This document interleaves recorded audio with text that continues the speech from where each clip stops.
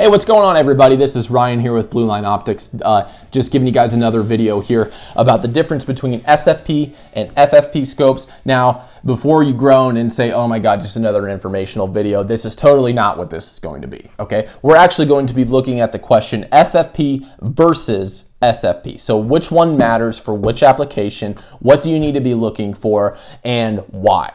And this is a really important question to answer because the difference in price between these two is fairly significant. Now, to illustrate that and to illustrate the rest of our examples throughout this video, we're going to be using a couple of scopes from Athlon Optics. The first one is the Athlon Neos. It's the 4:12 magnification. It's got a 40 millimeter objective lens here. That is a single focal plane scope, and it's what we're going to be using for our single focal plane examples. And for the first focal plane scope, we are going to be using the Athlon Argus BTR. It's a 6:24 magnification, and it's got a 50 millimeter objective lens. We're going to be using that for all of our FFP scope demonstrations and applications. Now, the reason why I just brought those two up is because it's going to illustrate why it's so important for you to get this right as to which one you're going to pick out or not. The FFP scope is about $370, and that's pretty cheap, actually. And the SFP scope, $90. Yeah, that big of a difference. Now, they're not always that big of a difference. If you wanted to go up in magnification with the SFP scope, you're probably not going to, first of all, you're probably not going to get quite the magnification adjustment that you probably will on the FFP scope, but it'll become a little less of a price difference between the two. But still, SFP scopes tend to be about half the price of FFP scopes. And there's a good reason for that. I mean, the FFP scopes tend to be a little bit harder to manufacture. When they're harder to manufacture, you got to make up for that cost somewhere. And unfortunately, we got to pay for it. Now, that being said, it's worth it, especially if you're shooting long range. If you're shooting short range, and we're going to go into this into detail later, this might be a better choice for you. That's going to be totally up to you depending on what you consider short range and what you consider is really important to you. But if you're going out to 200, 300, 500, 750,000 yards and plus or whatever, first focal, it's not even an option. First focal plane is going to be what you need to go with. And we're going to get into the differences between the two and why and stuff like that. But just understand that this is going to cost more and it's worth the money because you're going to be struggling a lot to make those kinds of shots that you really want to make at those distances with a single focal plane scope. Okay, so FFP stands for first focal plane. And SFP stands for second focal plane. And all that really indicates is where the reticle is located on the rifle scope. Is it in the first focal plane or is it on the second focal plane? Now, the real difference there is how do we figure out where the first focal plane and the second focal plane is? Good question. So light, like this, light like this light bulb is made up of a whole bunch of different point sources of light. That's what we call it, as a point source of light. And when that point source of light is leaving the light bulb, it leaves in a light wave. And light waves leave in, just all different sorts of directions. And they're coming out from the light and then they're captured by something like an objective lens. Now, when the objective lens captures those light waves, they'll come in at all different sorts of angles or whatever. And then the objective lens's job is to focus it down onto a single, what's called a focal point or a focal plane. Now, the first focal plane is that very first point where it's where the light is being focused at, which is right behind the objective lens. Okay? And then the second focal plane is going to be right here, right behind the magnification assembly.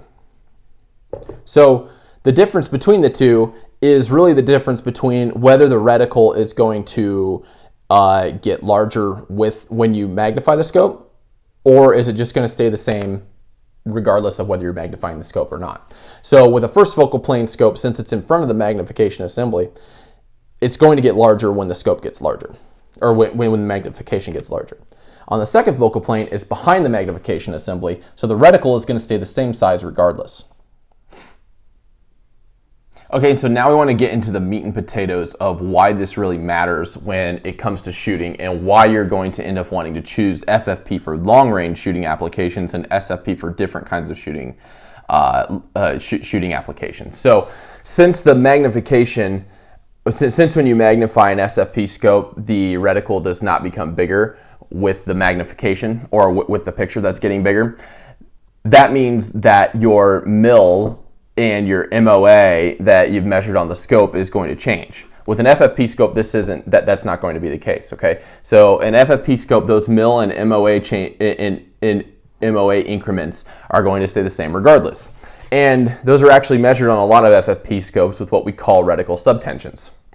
So a reticle subtension is going to be a preset or predetermined number of values on the reticle that is just a set amount apart from each other, and that stays the same regardless of whatever magnification that you're on the reticle. So these subtensions could be 1 mil or 1 MOA or a half a mil, half MOA, 0.2 mil, whatever it is, and they're going to be in your reticle manual, like what those subtensions are. And those are extremely handy because as you're going from one distance to another, like say that you zeroed your scope at 100 yards and then you want to shoot at 300 yards, well, you're going to need to use your zoom there to be able to see the target a little bit clearer. Those reticle subtensions are going to be extremely handy for you in order to make distance calculations and whatever kind of in windage holdover calculations too. So if you've seen like the Christmas tree reticle, that's essentially what it's doing, is those are different reticle subtensions that have just different spaces apart from each other that are going to represent various distances and are going to make it a lot easier for you to make those elevation and windage adjustments. Now, SFP just doesn't have that. Okay, and there's nothing really wrong with that. It's just that doesn't make it effective for a long-range shooting application.